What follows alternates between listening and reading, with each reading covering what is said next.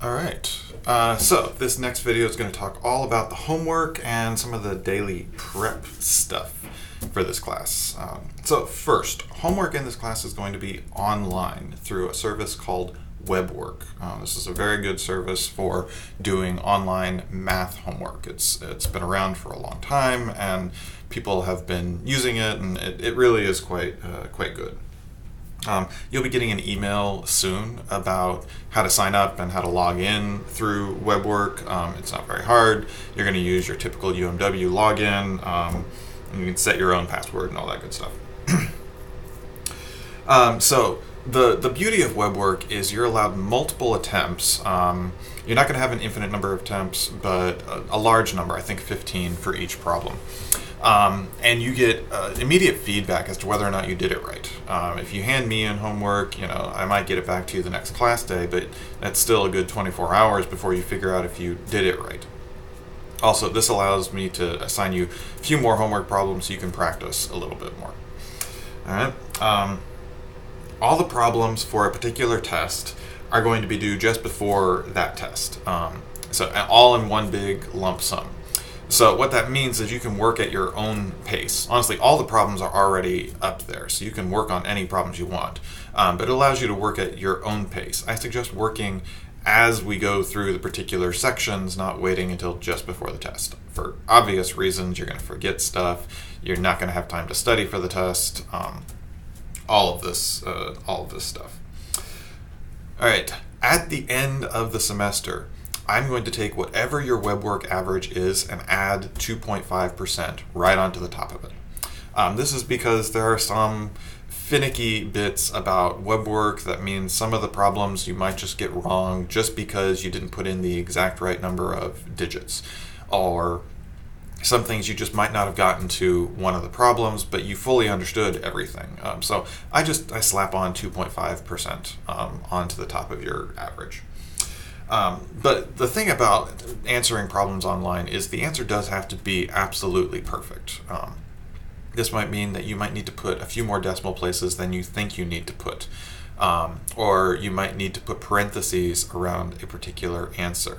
Or you might need to put an asterisk when you're talking about multiplying two things. WebWork does a really good job of telling you exactly the format that it wants, but sometimes things are a little bit finicky. So if you have any questions, please feel free to email me through WebWork. Even you could do this. But in whole, this is even a good thing because it teaches you a little bit about computer programming.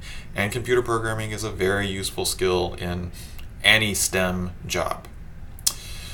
In addition to the WebWork, we will be having what are called weekly homeworks. Weekly homeworks are going to be homeworks from the book, and the thing about these homeworks is they are not meant to be practice for the exam.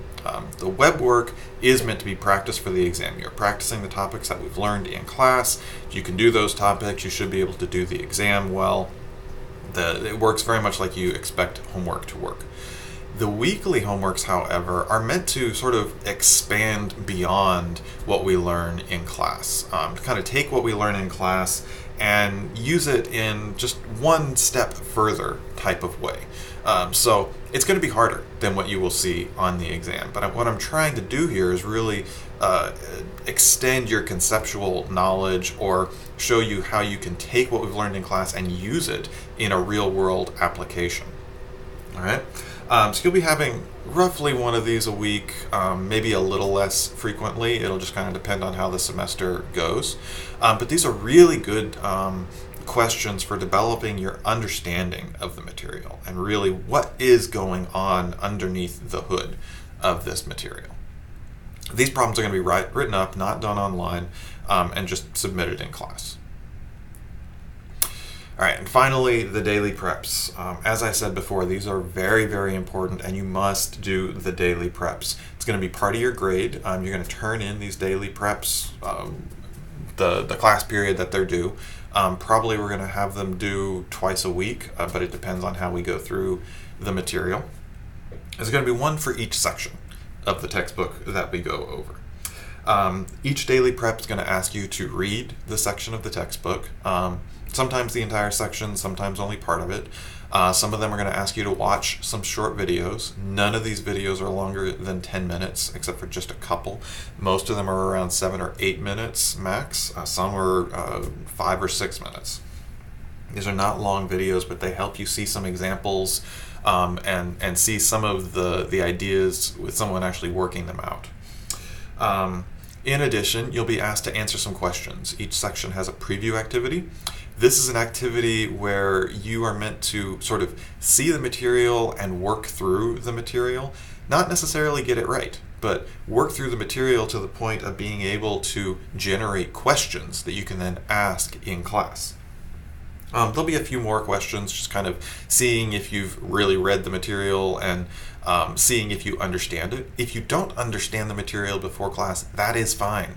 That is not a bad thing. That means that you know what you don't understand and are able to ask those questions when you get to class for that particular section. While you're doing these daily preps, it is insanely important that you take notes. All right? This is just as much like a lecture. Take notes while you're reading the section. Take notes while you're watching these videos. These notes could be, okay, this is what the video is talking about. This is what a definition is of a limit. This is the definition of a derivative. Or these notes could be, here's a question I have. The video said something about this limit, or it canceled out this algebraic expression. I don't know why they were allowed to do that. Why did that not work? Write down those questions too. Write them down, because writing down helps it stick in your brain better and you'll remember to ask it when you get to class.